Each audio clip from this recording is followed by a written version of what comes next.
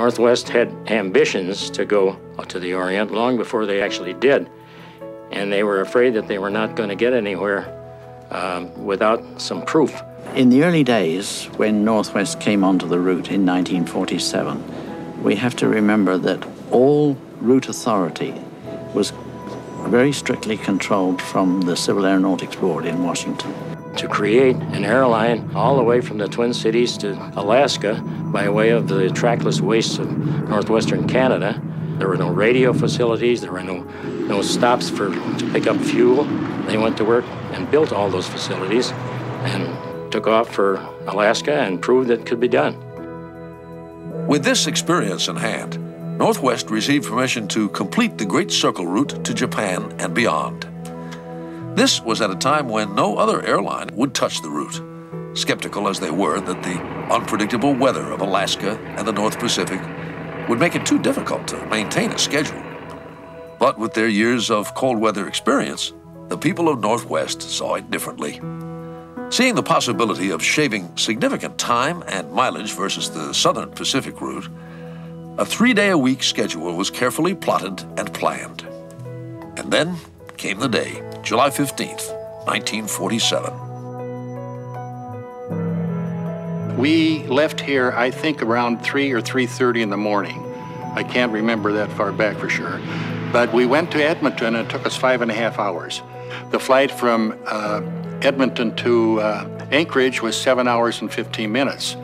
So the overall must have been, I figured, 12 hours and 45 minutes. From there on, they really were on their own because they were headed by way of the little one-horse island called Shemya, which was nothing but a big rock in the Pacific Ocean, but it was just long enough for a good airstrip and a little bit more, and that's about all.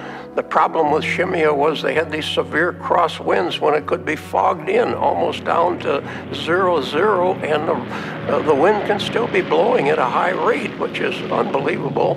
Most of the time in fog conditions, there's no wind. We had to rely on celestial navigation, dead reckoning, meaning you just plan your flight and based on your knowledge of the winds, however good it was or bad. And so they made the refueling stop at Shemya and took off again for Japan, and they arrived in Tokyo to a tremendous celebration. The Japanese were delighted, everybody was delighted that they had proved that it could be done.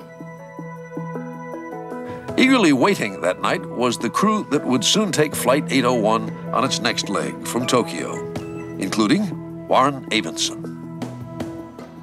I was the co-pilot. The captain was Bob Sparkman, and we had flight radio operator and navigator required in those days. Don't need either of them now.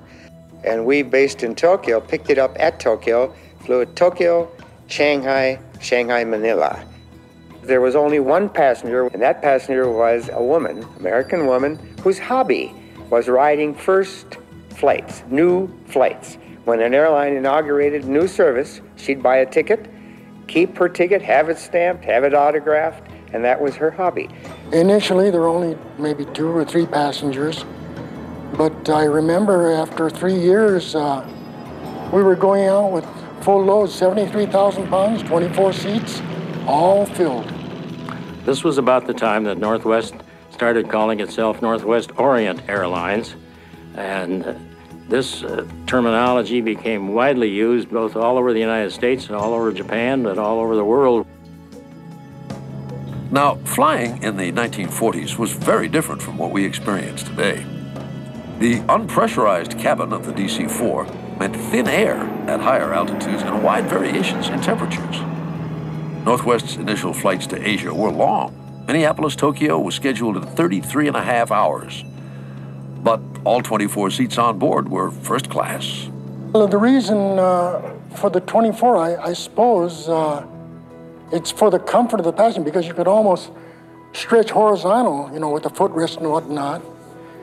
It was very boring for the passengers. There was nothing to do in those days. They didn't have any tape in there to watch, no movies.